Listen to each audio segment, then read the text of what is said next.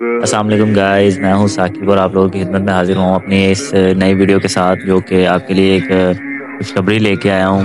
उम्मीद है आप तमाम दोस्तों को पता चल गया होगा कि कल रात को जो सरप्राइज़ दिया हमारी इस्लामिक कंट्री ने और हमारे मुसलमान भाइयों ने जो सरप्राइज़ दिया इसराइल को, जो कि उन्होंने तवक्को नहीं किया हुआ था और सोचा नहीं होगा इस बात का कि ईरान ये कर सकता है। क्योंकि एक छोटी सी कंट्री और उसके साथ उसके पास इतनी पावर हो कि उसने 400 मिनट के अंदर का टाइम जो दिया हुआ था और 400 सेकंड के अंदर अंदर उसने सारे मिसाइल दाग दिए और अपना उसने वादा पूरा कर दिया। फिर अंडर एस्टिमेट नहीं करना चाहिए किसी को भी।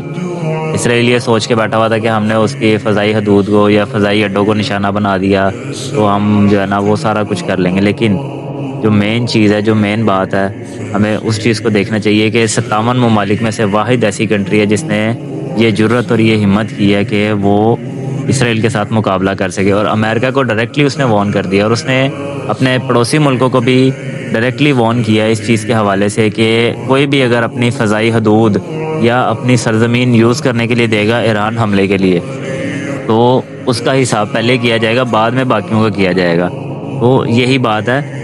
सिंपल सी एक चीज़ है कि आप अपने से छोटे को या अपने से जो है ना बिना हथियार वाले को आप ये समझते हो कि यार वो कुछ नहीं कर सकता, लेकिन वो उसने इस टाइम पूरी दुनिया में अमेरिका जैसी सुपर पावर को उसने हिला के रख दी है।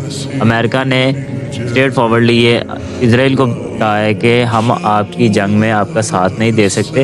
हाँ, अगर मुज़ाकरात की तरफ आओगे तो हम आपका साथ ज़रूर देंगे, लेकिन ये जो जंग है ना इसमें हम आपका साथ नहीं देंगे। अभी तक तो फ़िलहाल ईरान ने ये बोल दिया है और ये कह दिया है कि जो जंग हमने की थी, जो बदले की जो जंग थी, वो अभी ख़त्म हो गई है। लेकिन जो इसराइल ने आगे से जवाब दिया, उसने कहा कि हम इस हमले का भी जवाब देंगे, यानी कि वो एक और हमला करना चाहते हैं। बट उन्हें ये नहीं पता कि ईरान ने इस चीज़ के लिए भी वार्न किया हुआ है कि ये जो अभी जो आपको सरप्राइज़ मिला है, इससे हैवी सरप्राइज़ मिलेगा अगर आपने दोबारा कोशिश की कि ईरान को अंडर एस्टिमेट करके आपने हमला कर दिया और आपको लगा कि ईरान जवाबी कार्रवाई नहीं करेगा। ईरान ने बड़ा प्यारा जवाब दिया। इनमें से रशिया और चाइना सर फहरिस्त है, ठीक है। अभी तक पाकिस्तान का कोई नामो निशान नहीं आया इसमें। तो रशिया ने तो वाज़ह तौर पे ऐलान कर दिया और उसने एक सरप्राइज़ उनको भी, यूक्रेन वालों को भी दे दिया, क्योंकि इस पर भी ये अवाम बड़ी चीखी थी। और अब इसराइल पे भी छोटा सा एक अटैक हुआ है और अक़वाम मुत्तहिदा का इजलास जो है ना वो 24 घंटों के अंदर अंदर बहुत जल्दी में तलब कर लिया गया। कहा था कि लोग इतने बेशर्म हो चुके हैं, उनके ज़ुबान को, उनके दिमाग में, उनके दिलों में इन लोगों के टेस्ट बैठ गए हुए हैं, इन लोगों के नाम बैठ गए हुए हैं। ये लोग ये चीज़ें नहीं छोड़ सकते। अपने ज़ुबान के टेस्ट को पूरे करने के लिए ये लोग इन लोगों की ब्रांचेस पे जाते हैं। जिन्होंने ख़रीदी हुई हैं वो भी बेगैरत हैं, और जिन लोगों ने जगह किराए पे दी हुई हैं ऐसे ऑनर्स को, वो लोग भी बेगैरत हैं। उन लोगों को भी ये चीज़ समझ नहीं आती कि वो क्या कर रहे हैं, क्या नहीं कर रहे। लेकिन एक चीज़ जो है वो इंसान को ये देखनी चाहिए, इंसानियत से बढ़ के कोई चीज़ नहीं है। अब गैर मुस्लिम है, यहूदियों को ज़रा सी चोट पहुंची है, सारे गैर मुस्लिम इकट्ठे हो गए हैं। उनमें आता है बरतानिया आता है, उनमें आता है कनाडा, उनमें ब्राज़ील आता है, उनमें और बहुत से ममालिक ऐसे हैं जो खड़े हो गए हैं साथ। लेकिन यहाँ पे सऊदीया का क्या बयान आया जी कि जी हम कोशिश ये कर रहे हैं पुरअमन काम हो, पुरअमन बात हो, जंगबंदी। तब तक किसी ने नहीं जंगबंदी का जिक्र किया जब तक गज़ा की पट्टी को जो है वो गज़ा के लोगों को जितना उन्हें नुकसान पहुँचाया गया, तब तक तो कोई हंगामी इजलास नहीं आया अक़वाम मुत्तहिदा का।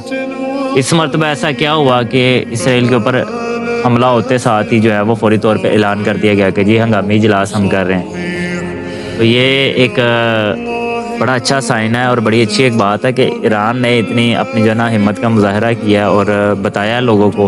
और 57 में से 56 ममालिक के मुँह पे ये तमाचा बहुत बड़ा कि सब कुछ होने के बावजूद भी वो कुछ नहीं कर सके।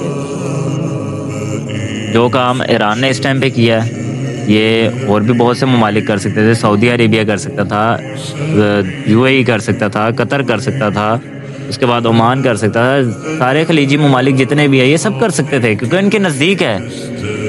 ये नहीं कर सके और इवन के पाकिस्तान तक नहीं ये काम कर सका।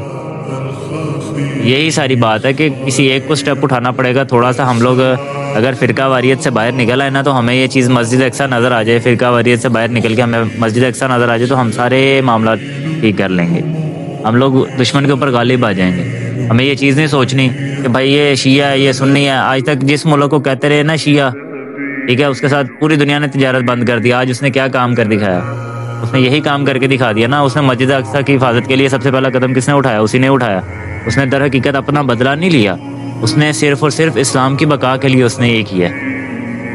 तो थोड़ा सा अपने आप को बेहतर करना पड़ेगा हमें इस चीज़ के बारे में सोचना पड़ेगा कि हमारे मुसलमान भाई जैसे वहाँ पे मर रहे हैं, जैसे वो शहीद हो रहे हैं, अपनी जान का नजराना पेश कर रहे हैं, तो हम यहाँ पे वही जो फौजी जो उनको मार के आते हैं, उनको शहीद करके आते हैं, बाद में आके मैकडॉनल्ड्स की मील खाते हैं, कोक की बोतल पीते हैं, हम लोग उसका बाइकआउट तक नहीं कर सकते। हम लोगों ने 313 को हम लेके ऐसे माइंड में बैठे होते कि यार 313 जीत जाएंगे, हम 313 में भी जीत जाएंगे। और 313 के साथ ईमान भी आपको चाहिए पूरा, वो ईमान चाहिए जो आपको मिलना चाहिए, जो आपके अंदर होना चाहिए।